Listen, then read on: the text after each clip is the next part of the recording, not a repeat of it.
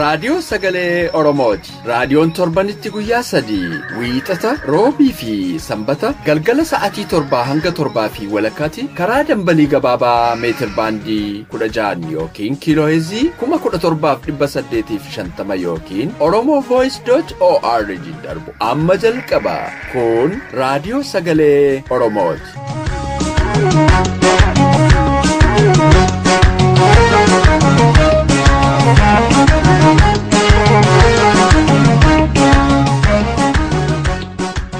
Akka mooltan dhaggeeffatoota keenya kabajamoo. Kun qophii keenya roobii reediyoo sagalee Oromoorraa yeroo kana isiniif darbu. Qophiilee keenya beeksisuun kanan isin wajjiniin turu Anayyaantu Dameeti. Qophiin keenya har'aa oduu fi qophii mala jireenyaati. Muuziqaa torbees ni qabna. Hanga qophiin keenya xumuramutti akka nu wajjiniin turtan isiniin affeera. Amma gara oduuttan isin dabarsa.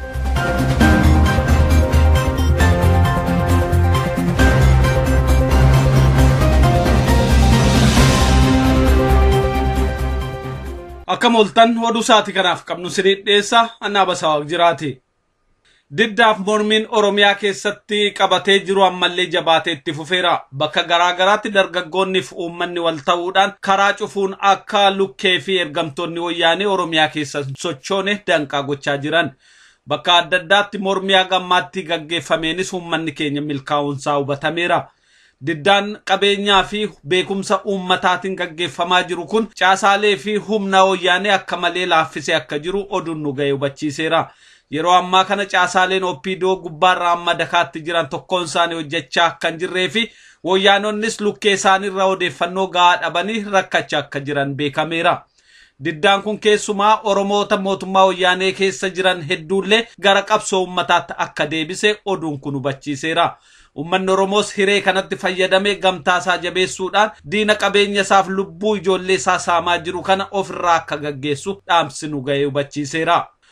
Mormiin uummata Oromoo miseensota caffee Oromiyaa aantummaa uummataa qaban daran dammaqsaa jira. Miseensonni caffee torbaan kana Adaamaa dhaqan dhimma yeroo irratti fala barbaaduuf waan waamaman se'anii turan. Garuu yeroo ajandaa leenjii qophaa'ee argan aarii isaanii dhofkachuu hin dandeenye. Seera baasuu barachuun keenya boruleef ta'an illee hin baranna. Adda silaa an akkitti eegetti naannoon keenya maal keessa jira, maal qabatee miseensi kun asii galee bifa tokkoon hawaasa keenya kanatti maal jennee gadi galla. Akkuma torbaan darbe paarlaamaa federaalaa keessatti mormiin labsii hatattamaa eegalame ammas caffee Oromiyaa keessatti hidda yaafatee babal'ataa jira. Buufata filannoon irraa filame irraati reeffatoo waa lama. Maalirraan kan ka'eeti uummati anaan filatee uummati bakka na buufatee du'a. Yeroon nu irra jirru yeroottiin uummati keenya gaaffii isaatiif mirga isaa sarbamee waan gaafate sana ta'ee argamuu dhabeedha. Deebuu dadhabee fi dhagatii ta'eef yeroo baay'ee amalli caffee pirootokooliiffachuu pirootokoolii haasa'u. Miseensonni caffee Oromiyaa muraasni gootummaadhaan hoggansa OPDO salphisanii jiru. Hoggansa OPDO yeroo uummati keenya agaaziin dhumaa jirutti leenjii qopheesse kun kan gaafatamummaan ittiin dhaga'amne hoggansa bitamaa ta'uusaa irra deebi'ee mirkaneesse jechuunis qeeqaniiru. Uummanni Oromoof sabboontonni garuu kutannoo fi murannoodhaan qabsoo bilisummaaf haqaaf taasisan itti fufanii jiran.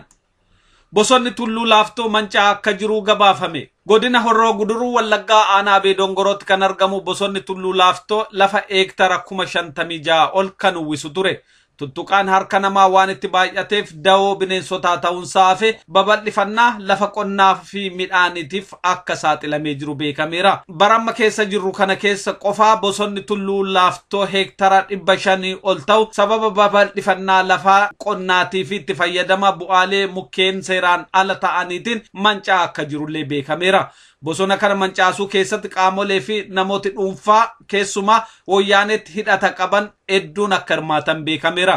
Uummata akka ragaa ba'aa jirutti mancaatii bosonaaf sababa kan ta'an qaamolee caasaa mootummaa fi gaggeessitoota naannoo san jiran. Oromiyaa keessa bosona mancaasuuf adda durummaan kan socho'an wayyaanota qubattoota seeraan alaa fi ergamtoota wayyaanee ta'uunsaa yeroo adda addaatti gabaafamaa jira. Ameerikaan lammiileen ishii Oromiyaa keessa socho'an akka of eeggatan akeekkachiifte. Finfinneetti kan argamu embaasiin Ameerikaa ibsa kaleessa facaaseen akka hubachiisetti biyyattii guutuu fi naannoo fincillitti adeemsifamaa jiru maratti sochiin godhamu of eeggannoo guddaan akka adeemsifamu dhaameera. Karaa fi dunkaanonni hedduun cufaa waan ta'aniif haala jiru xiinxaluun socho'uun barbaachisaadha jedheera embaasichi. Torbee kana keessattuu Oromiyaan mormii fi diddaa uummataatiin dhuunfatamtee jiraachuun beekamaadha. Uummanni Oromoo duula irratti labsame tokkummaaf gootummaan mormuun ala fala biraa kan qabne addi Dimokiraatawaa Oromoo hubachiise. Addichi ibsa baaseen akka hubachiisetti mootummaan abbaa irree Itoophiyaa gaaffii haqaa kan uummanni Oromoo karaa nagaaf seera qabeessaan waggoota darbaniif wareegama qaqqaaliitti baasuun gaafachaa turee fi itti jiru karaa qajeelaan deebisuu manna labsa yeroo muddamaa irratti jiksee ilmaan sabaa ajjeessaa fi hidhaan dararaa jira. Labsiin kun seeraa ala ta'uu daran rakkoo biyyattii kan ammeessu malee waan wayyeessuu hin qabu kan jedhe addi Dimokiraatawaa Oromoo labsicha ni badaaleffannaa ni mormina duras ni dhaabbanna jedheera. Addichi kanneen akka labsiin kun hin raggaasifamneef morman akka dinqisiifatullee ibseera. Akeekni labsii kanas Oromiyaaf uummata Oromoo qofaarratti kan aggaammatame ta'ullee uummattootaa fi bakkoota hundatti dura dhaabbatamuu qaba kan jedhe addichi diddaa uummanni keenya karaa isaaf danda'amee fi mijateen godhu ni deeggarra biras ni dhaabbanna humnoonni poolitikaa Itoophiyaa hafanis akka balaaleffatanii fi morman yaamicha keenya dhageessifna jedheera. Oduun sa'aatii kanaaf qabnu kanumaa qophii keenyaaf waliin nagaannuu tura.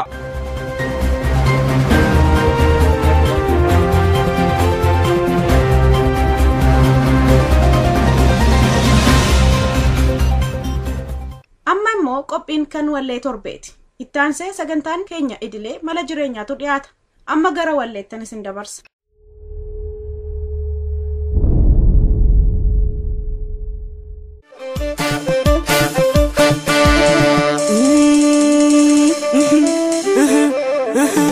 Ajab Gufu karara jira Bukkise tan darbadha Lammi birmataan qaba Dabooniti hammadha Dafeen karaa kaafadha Sanyaachuu malee yaanne Ankabarraa nutti dhufte Dhiiga qeerroo Oromoo lafa saree nyaachifte Lammi Oromoo maraaf mana kuusaa midhaanii mana hidhaa jijjiirte Baddeessis geggeessee hongeenis darbuuf kaate qeerroo qeerransa sabaa hidhachiisee wal yaasee waajjira bookee busaa bubuqqisee darbate Finfinnee handhuura isaa gaaddisa haqaaf tokkummaa bilisummaa gonfannee dhaabbachuu qabna odaa Oromoon sirna qabaa kan buluun sirna gadaa Ajab!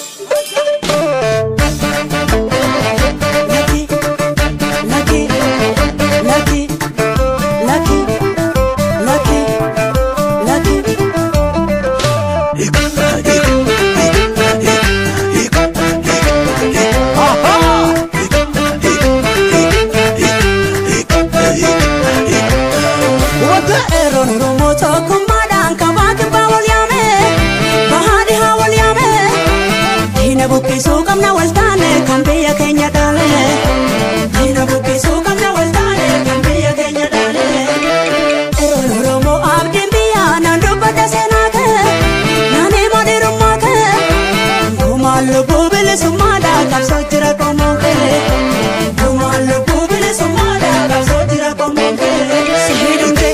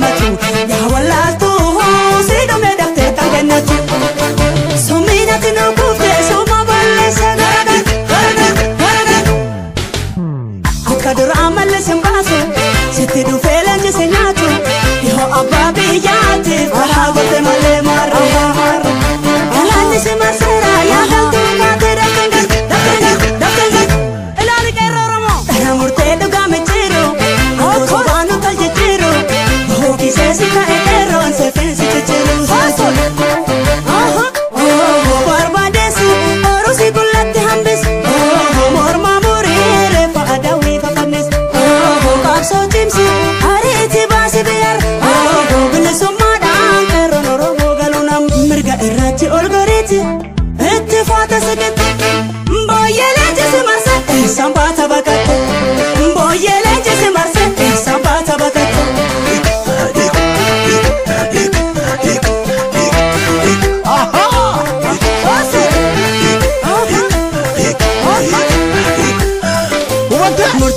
murteessee bahe kaasamni kiyya yoo sandee biyya gaafiin biyya murteessee bahe kaasamni kiyya yoo sandee biyya gaafiin biyya murteessee bahe kaasamni kiyya yoo sandee biyya gaafiin biyya murteessee bahe kaasamni kiyya sehidam kayo sehidam gaafiin biyya murteessee oromoo rooroo jibbee murteessee rasaasni hin deebisu murteessee laani kaadhaloota gubee murteessee goota lammi leellisu murteessee oromoo rooroo jibbee murteessee rasaasni hin deebisu murteessee laani kaadhaloota gubee murteessee goota lammi leellisu qeerroon kuma kum bilisummaan galuun garanu qeerroon kuma kum walaabun boonsaluun garanu qeerroo ka'ii qabsoo jimsi bane wahaadhiiwwan qabsoo jimsi bane wahaadhiiwwan qabsoo jimsi bane qeerroo ka'ii qabsoo jimsi bane sirnaa gadaa muluu nama gahe sirnaa gadaa muluu nama gahe sirnaa gadaa.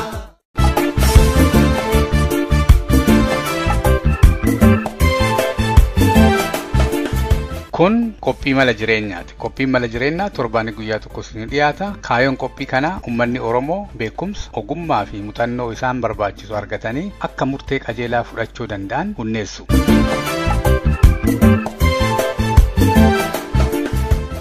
Akkam jirtu dhaggeeffattoota keenya, ani qopheessaan keessan Aliyyii Galatooti. Sagantaa addaa keessatti qaccee lama ka jedhu isin dhiyeessa jechuu jidduu ammoo namatu jira jechuu. Qaccee lamaa kana yeroo isin dhiyeessu addunyaa kanarratti wanti baay'een woma lama dhumata. Waan lamaa kana jidduu ammoo namatu jira jechuu. Namni waan lamaa kana jidduutti daddaaqaa jiraataa jechuu. Haala keessa jirurraa, amala isaarraa, waan itti dhalateerraa, waan addunyaa itti fiddarraa jidduu kanatti daaqaa jiraata. Guyyaa dhalateerraa haga gaafa guyyaa du'uu jechuu. Qacceen lamaa kun maal jechuu hin maltani. Namni qaccee lamaa dhaqe jiruun maal akka taate hin beeka. Ilmi namaa kun ammoo hedduun isaa qaccee lamaa kana dhaquun sodaata. Kanaaf jidduurra jiraata. Qaccee lamaan kun ammoo baay'ee gaarii. Namummaa kan keellee beekuuf eenyuun akka taate, eenyu akka fira ta'e, eessa akka jirtu, maal akka dandeettu, maal akka hin dandeenye si keessaa wanti baasu qaccee lamaan kanaa jechuudha. Qacceen lamaan kunniin maqaa adda addaa qaba addunyaa kanarratti. Maqaa adda addaa haa qabaatu malee wanti inni sirra uumu wuma lamaan kana, qacceema lamaan kanaa jechuudha. Qacceen lamaan kunniin maal faaree jettanii yoo na gaafattan huba isin beektan deebisee isin hima. Tokko lolaa fi nagaa jechuudha. Lolaaf nagaa jidduu situ jira jechuudha. Namni nagaa argachuuf lola seena. Ka lola seenuuf ammoo yoo dhibbaa dhibbatti haga gaddeemee nagaa barbaadu sani barbaadatee nageenni kun karaa nagayaatiin dhufu yoo dadhabe wanti itti aanu lolaa jechuudha. Maaliif waan ofii gootu kana oofteeti yoo inni si baasuu dide waan namni biraa godhaaru gootaa jechuudha. Kanaaf namni jidduu tana ta'a. Nagaya guutuu sanillee utuu argan loleellee humna argatee waan tokko utuu hin goone jidduu kanarra ra'aa jechuudha. Ka biraa ka lolaaf nagaa fakkaatu azaabaaf jaannata. Azaabaaf jaannata jechuun kunillee wama san yoo akka himametti azaabni kun waan sitti hin tolle jechuudha. Waan takkumaa argitee hin jirre dhukkubbii hedduu bakka ati taa'uu hin dandeenye jechuudha. Bakka ati taa'uu hin dandeenye geettaa jechuudha. Maaliif waan lafarra dalaguun sirra jiru dalaguu dhabuurraa, waan lafarra amanuun sirra jiru amanuu dhabuurraa azaaba seentaa jechuudha. Waan gaarii yoo hojjette ammoo jaannata seentaa jedhameeti akka amantiititti barsiifamaa jechuudha. Innillee sanuma lollini azaaba san yeroo ta'u nageenni ammoo jaannata ta'aa jechuudha.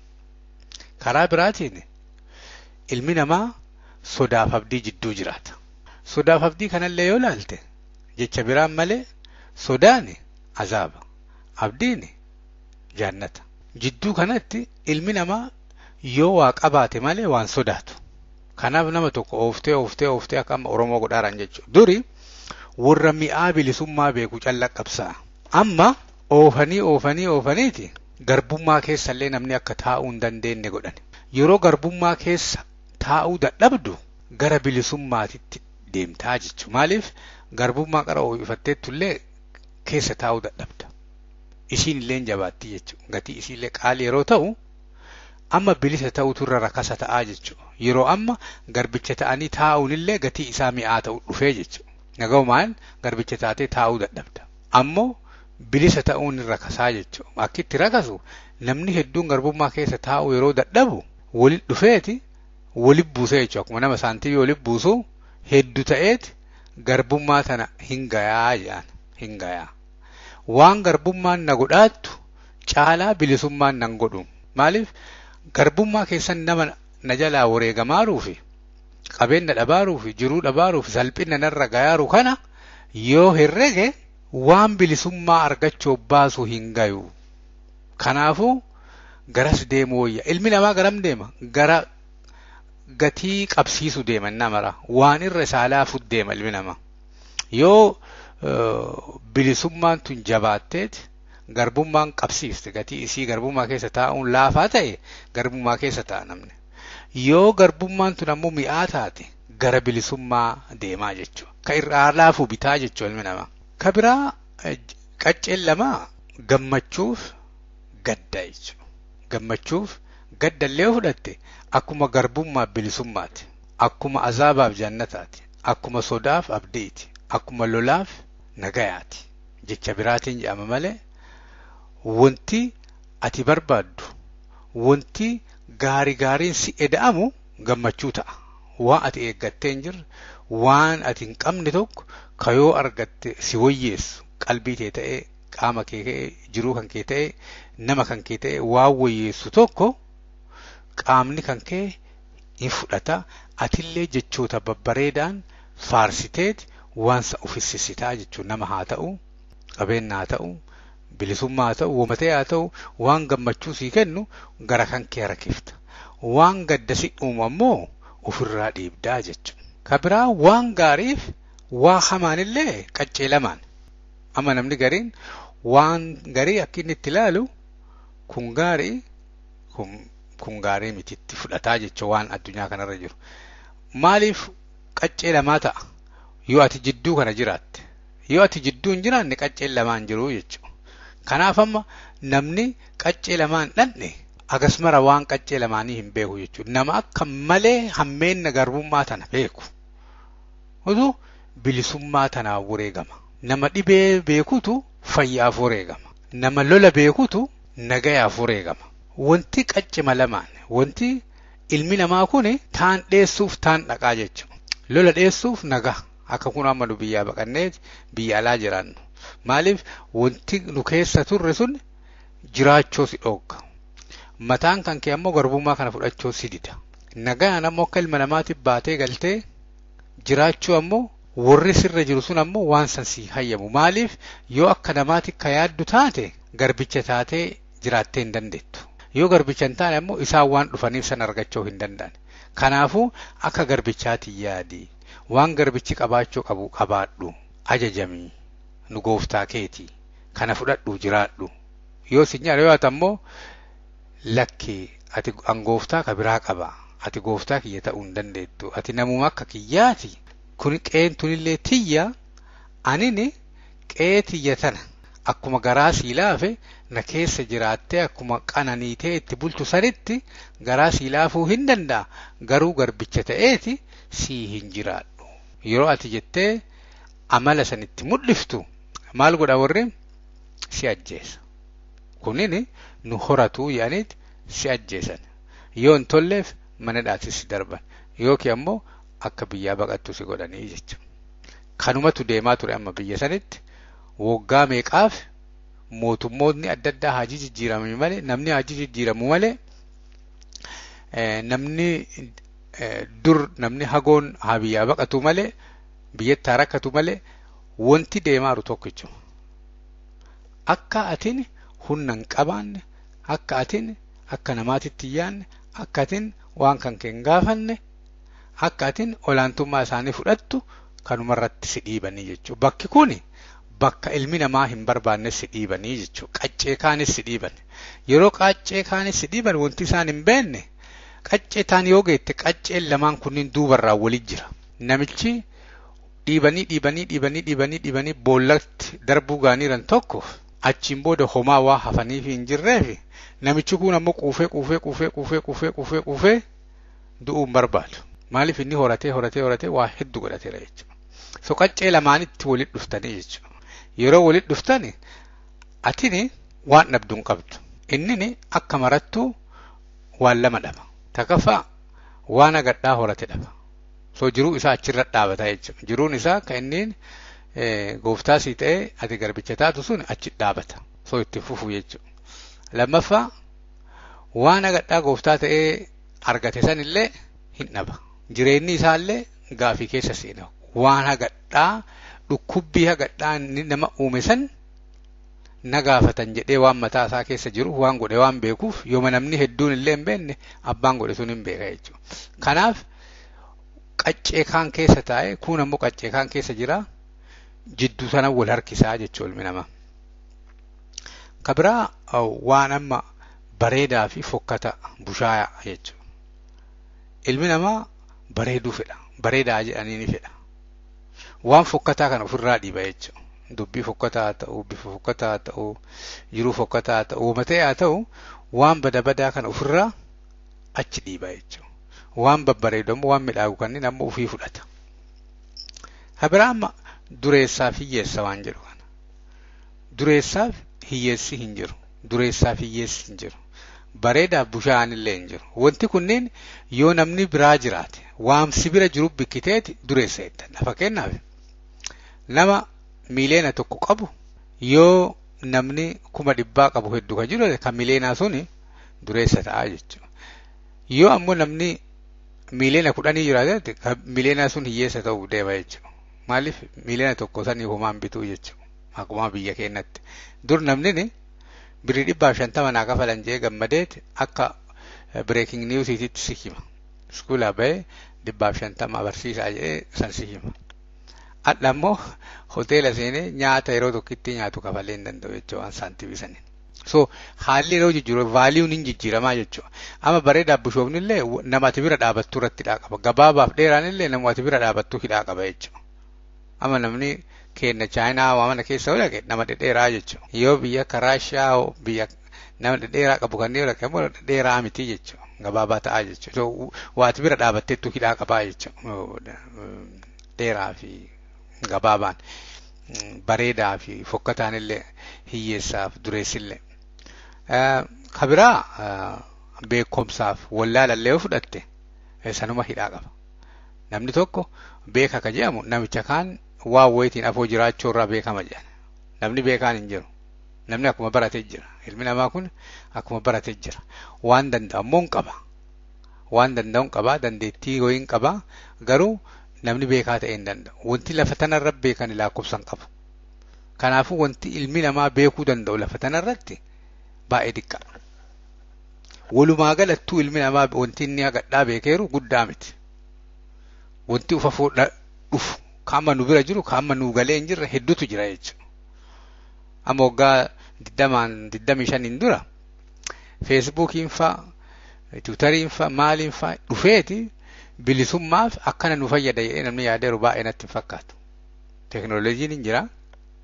Garuu wanti akkanaa kunniin dhufee waa akkanaa godha namni jedhee yaadu hin jiru. Ufafoo ammoo waan amma dhufeeru olitu dhufuu mala. Haala amma mul'atu kanaan waa hedduutu dhufaa jechuudha. Wanti hedduun wanti amma laafaa hedduun hin jabaata. Kan amma jabaate boru laafuu danda'a. Wanti amma jiru gariin hin jiru ta'a. Waa haarawatu gad dhufaa jechuudha. Kanaaf nama ammoo eebalu beekaa eebalu akkasii jedhee namni uuma dubbata. Wanti inni irraa waan jiru irraa bikkaa jechuudha. Nama inni beeku irraa bikkeeti namni kun waan nama kaan irra wayyaa qaba jedhee bikkuuf eebalu beekaa eebalu akkasii eebalu akkasii. Ebalu dureessaa ebalu akkasiin kuni waan jiru wali bikkiteetii jechuudha. Ilma namaa akka qaccee lamaan hin dhandhe ka dhooggu soda. Qaccee lamaa yoo dhatte ammoo akka gaarii nama taata. Fakkeenyaaf Oromoon akka ammatti miidhamaaru kan akkatti amma hucuucamaaru kanatti jabeenni isaa bayaa deemaa jechuudha.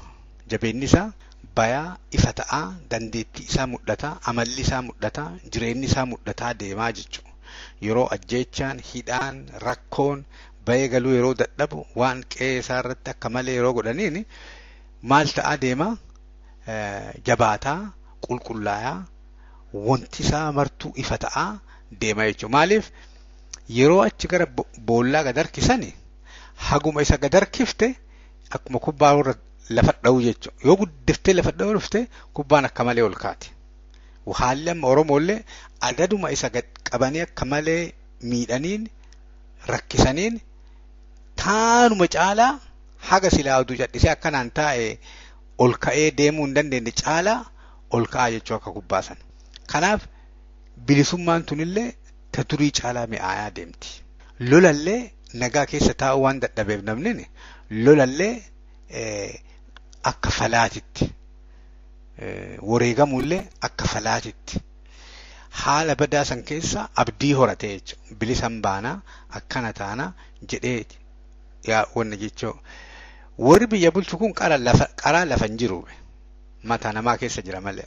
Mataa ofii keessaa firfirsee darbaara namne. Mataa ofii keessaa firfirsee lafti nagaa uumabe. Lafarra na jarri hin jirtu. Ka jiru warruma isaan qaxaraniiran malee jarri hin jiru. Jarri bakka gubbaa jiran jechuudha. Opereeshiniirra lafa baay'ee miti jarri. Uduu amma namni martuu garaarraa kutate garbichi martuu warri qaxaramee hojjetu martuu garaarraa kutate bilisummaan barisaa dhufti jechuudha. Garaa durraa kutate warri amchi hojjetu jechuudha. Kanaaf qaccee laman namni deemuun guddisee barbaachisa. Garuu namni ufiin hin deemu waawwee isa oofa jechuudha. Maaliif qacceen lamaa kun baay'ee nama sodaachisa. Lollillee baay'ee nama sodaachisa. Yoo nageenni dhabame malee ilmi namaa kun ka'eeti lolatti hin deemu. Nagaa dhabuu qaba. Nagaan dhabaara jedhee sodaachuu qaba. Garbummaa tanallee akka yoo yeroo dheeraa abbaa fakaakayyuu irraa dhaalee jiraate akka fooyyeen keessaan deemu. Yoo garbummaa keessa jiraachuun gatii isaa qaalii ta'uu jalqabe malee akka amma Oromootti jiru kana jechuudha. Dhabnillee yookiin immoo hiyyummaan kunillee akka malee lafeesi cabsee keessa ati taa'uu yoo dadhabde achi kaata. Namni baay'een dureessa ta'eera addunyaa kanarratti warra akka malee boolla jala lixeerutu achi deebi'a. Yeroo achi deebu baay'ee jabaata. Seenaa nama maraatu dubbisaame. Warra namni akka malee tuffatee gate warra yookiin immoo homaa hin beektu homaa siin galan jedhanii wallaalaa ati gatiin qabdu jedhan fokkataa jedhan warri isaa isa gate haatini abbaan gatte diqqeennatti akka malee miidhame kanneentu baay'ee addunyaa kanarratti jabaata. Namni baay'een addunyaa kana keessatti seenaa isaanii dhaxxanii dubbiftanii jiraatan warra waan silaa namni arguu isarra hin jirre argetu achi yeroo deebu bakka duraa san dhaabatu jechuudha. Achirraa ol ka'ee ol deemaa jechuudha. Kanaaf yeroo garii bakka jiranirraa gara qaccee lamaanii yaadu jechuudha. Akka amma warri amma looyeroonni warri amma mana murtii kunneen yookiin amma warri amma sarjarii nama baqassanii kunneen yeroo baay'ee qaccee lamaan dhaqan.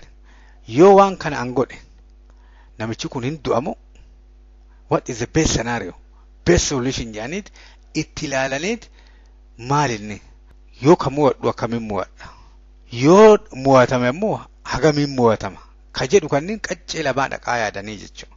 Kanaaf namni Oromoo haala amma keessa jiru keessa bakka jirurraa hulee kanarraa hagam gad deemuu dandeenya ka jedhu yaaduun hulee jiru kanarraa hagam ol deemuu dandeenya jedhanii yaaduun malli adda addaa akka namaa dhufu godha. Kanaaf bakka jiranirraa qaccee lamaan dhaqanii yaadaan deemanii keessa deemanii maal akka fakkaatu laaluun guddisee barbaachisa. Kanaaf mee waa'ee qaccee lamaanii irratti yaada sagantaan mala jireenyaa kan dhaallesumarraa raawwata yeroo gaarii.